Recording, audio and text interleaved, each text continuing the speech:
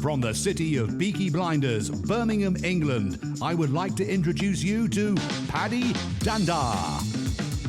As the world becomes more automated and the robots take over, it's imperative that we build the right human skills for the future. So pull up a chair, grab a samosa or two, and make yourself very uncomfortable. Hey folks, thank you for joining us for another episode of the Superpowers School podcast. I'm Paddy Danda, your host. And today's guest is someone I feel really believes in the human spirit, something that, as you know, I'm really passionate about as well. She's been recently named as one of the top 30 most inspiring women and someone to watch out for in 2022 in the New York Journal, which is fantastic. And she's a yoga instructor, coach, and an entrepreneur. So without further ado, I'd love to welcome Yvette Jain. Hey, Yvette, how are you doing? Oh, I'm so happy to be here, Paddy. I'm so thrilled that you were reaching out to me throughout Instagram. And it's wonderful that that kind of technology allows us to collaborate and to connect in a real way. And now I get to talk to you online for the first time. So yeah, I really appreciate being on your show. Oh, you're welcome, Yvette. I'm going to start with your background. I'm guessing by the name that you have an interesting ethnicity and background. So would you like to tell us about where did you come from originally? Absolutely. I'm Filipina and I married an Indian guy. But I was born in the Philippines and I came to America when I was 6 years old. And I have always loved movement, even as a child. I think I started karate and so I was about 10 years old. And then I ran varsity track and cross country throughout high school and the first year of college. And I continued to run, although not so competitively until well into my 20s. And then about 20 years ago, I started practicing yoga and absolutely fell in love with it. I really felt that it combined mind, body, and spirit. And it was a really powerful embodied practice. And I started teaching yoga about 12 years ago. So here we are today. And most recently, I really fell in love with the practice of handstands. So I'm so happy to share that passion and that practice with you today. Wow. So first of all, I have to say, the Philippines is probably my most favorite country in the world. And I'm not just saying that because you're from there, but I have to say, I discovered the Philippines a few years ago when I was marking a landmark birthday, that midlife crisis time. And I'm so glad a Filipino who used to work with us in the office had recommended that, why don't you go and check out the Philippines? And I've been back, I think 3 times altogether. And wow. Yeah, it's just, for me, I just have so many amazing memories and friends over there. At the time I was working for a big corporate bank and they had an office out there as well in Manila.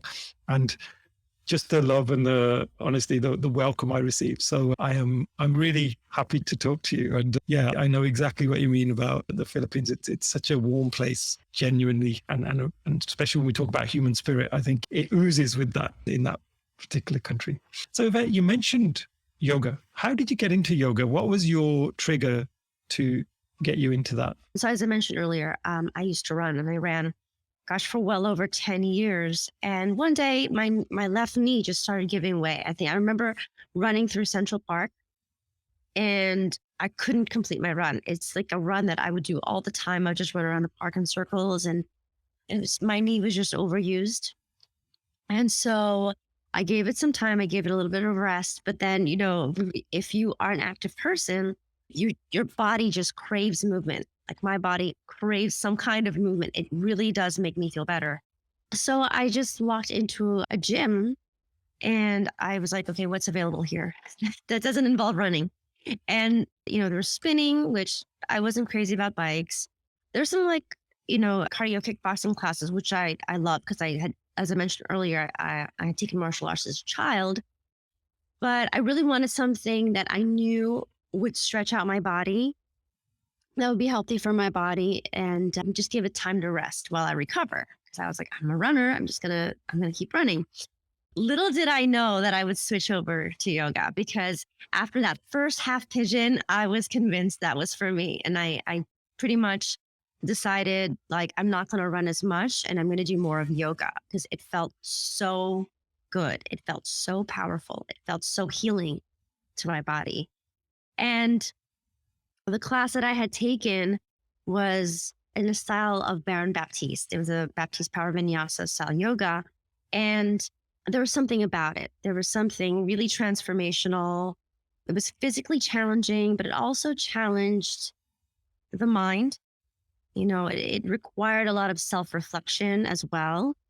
And so I delved deeper into this practice, and I eventually became a Baron Baptiste Power Vinyasa style teacher as well. I took his teacher trainings. I took level 1, 2, and 3, and it was powerful, because I allowed myself to look back on all my choices and all my decisions and what led me to where I was that day, both, physically and also just like everyday life.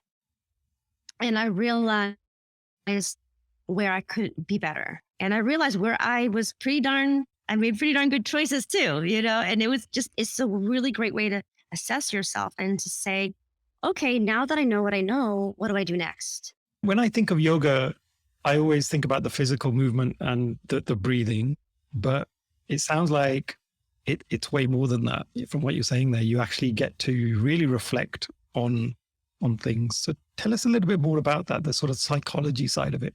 What drew me to yoga first was the physical. As I said, it was very healing.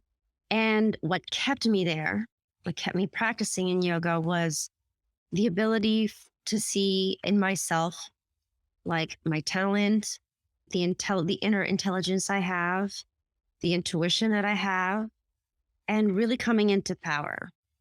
Like, it's just a deep self-reflection where I've learned to really hone my skills, to really hone my focus, and I think through that, I was able to be more disciplined altogether in my life and have the courage to do hard things, and meaning, I have to do some things that are not comfortable at all, that test even my own beliefs, my own preconceptions.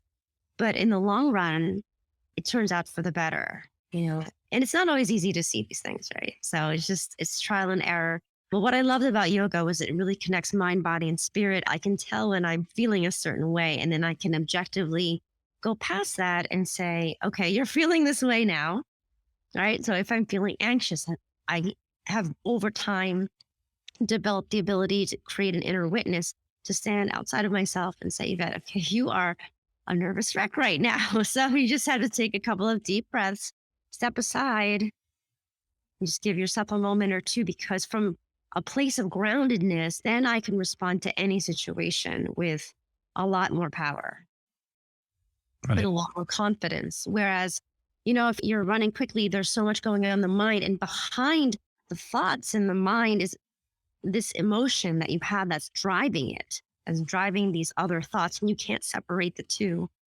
right? Then you end up reacting. Like, okay, like baby cries. I'm just making an example. Like baby cries, you're like, so upsetting. Whereas if maybe you took a moment to pause, you're like, okay, like little baby crying, I got you. Like you can just respond more calmly.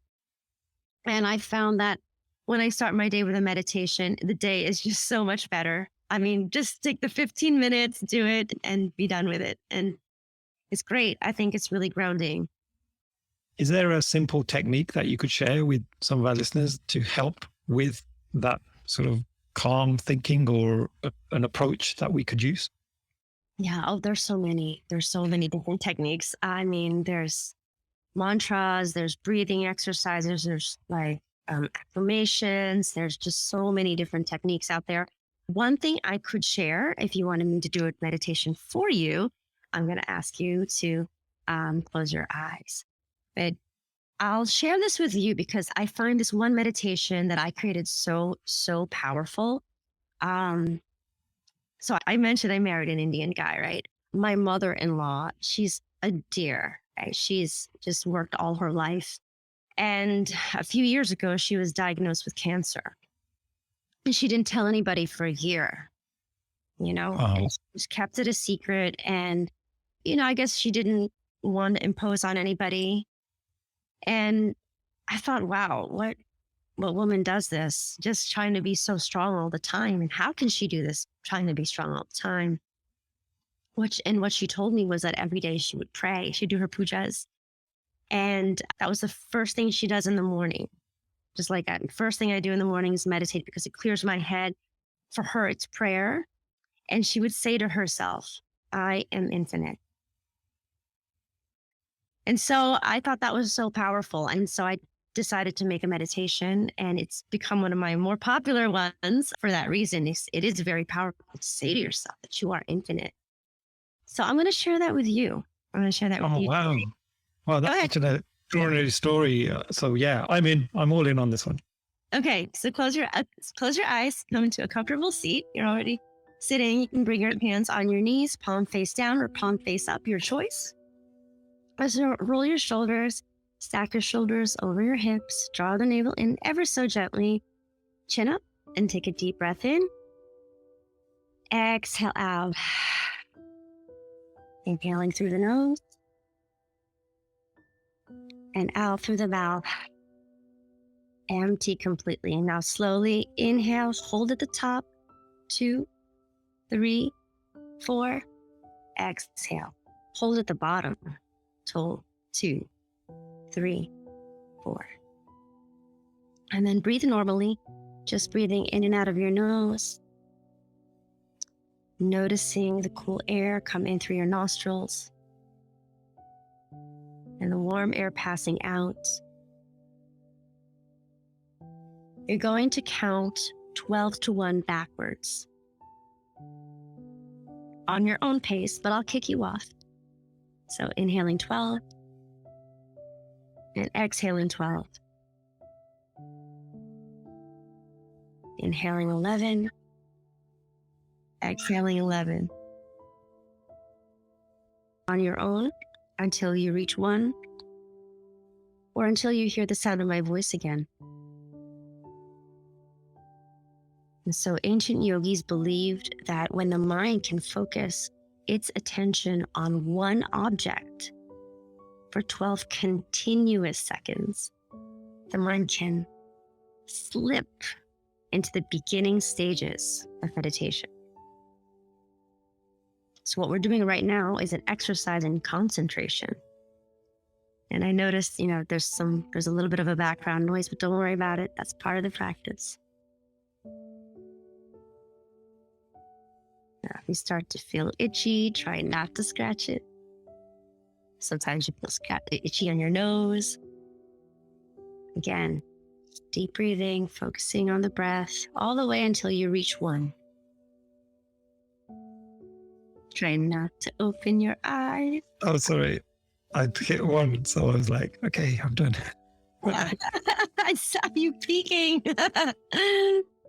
All right, keep your eyes closed. This is a closed eye meditation. Or if you really feel uncomfortable with it, you can look down at the floor, okay? Just half open eyes then. All right, so I don't want to take too much time, so I'll truncate this meditation a little bit. But normally I would also work on stilling the body. And when you can still the body, then you can start on working to still the mind. But in the interest of time, we'll skip through that, or maybe another day I'll record a fuller version for you. So on this next breath, inhale the words, I am. And exhale, infinite. Again, I am. Exhale, infinite. One last time. Very good. And so we'll truncate on. Bring your awareness to the space between the eyebrows, where your pineal gland lies. Okay. And inhale the words I am or I'm, and then exhale infinite. Inhale I'm, infinite energy. Inhale I'm infinite, Exhale strength. Inhale I'm infinite. Exhale, understanding. Inhale, I'm infinite. Exhale, creativity. Inhale, I'm infinite. Exhale, openness. Inhale, I'm infinite. Exhale, compassion. Inhale, I'm infinite. Exhale, joy. Inhale, I'm infinite. Exhale, strength. Inhale, I'm infinite. Exhale, compassion. Inhale, I'm infinite. Exhale, love. Inhale, I'm infinite. Exhale, peace. Inhale, I'm infinite. And then exhale any word of your choice. Whatever it is that you need today, own it. Breathe it. Embody it. And repeat it over and over silently until you hear the sound of my voice again.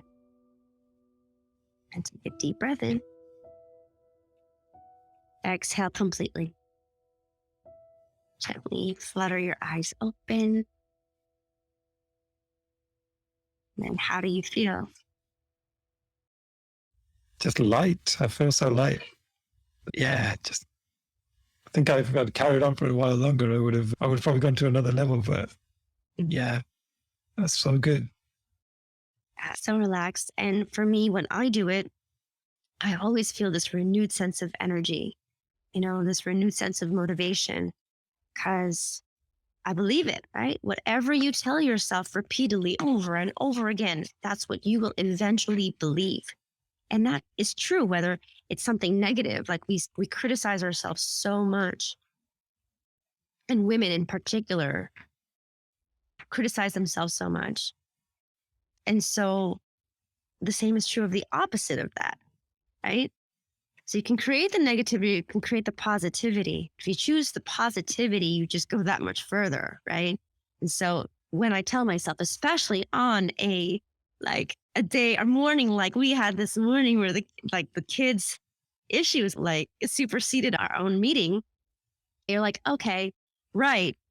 But I have this renewed sense of energy, but I am infinite and I have so much to give. And then you feel okay. Like you don't let the little things bother you, right? You don't sweat the small stuff. You're like, I can handle it because I'm infinite. Yeah, no, I love that. I used to say to people that I used to meet, wake up in the morning and tell yourself like you're great, because if we don't believe it, then no one else around us is going to believe it, right? So we've got to almost act the way that we want to feel so that others see that, and then you'll give that impression. But if I'm walking around with my head down like this, and it just gives off the wrong message, doesn't it? And what's beautiful about yoga and meditation and even handstands, it's an embodied practice. At least my interpretation of it is an embodied practice. And so because my mom-in-law believed I am infinite, she overcame the cancer and she's been well on the road to recovery since then. And she's great. She's moving around, cooking her sabjis and just doing her thing. And she looks amazing. She got a little tanner from all the therapy, but I think it looks great on her.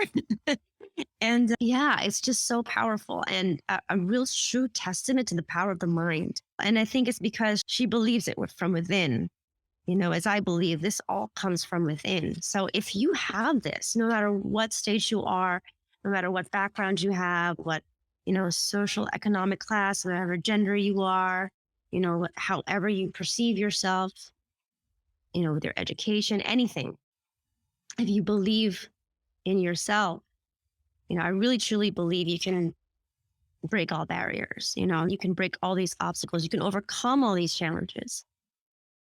And so, Yvette, just to finish up on that, if somebody were to do even that simple mantra that we just did there, Like, how long would you recommend somebody do that? And should they do it just once in the day or multiple times? This is probably going to take about 15 minutes if I do it and with a full expanded version.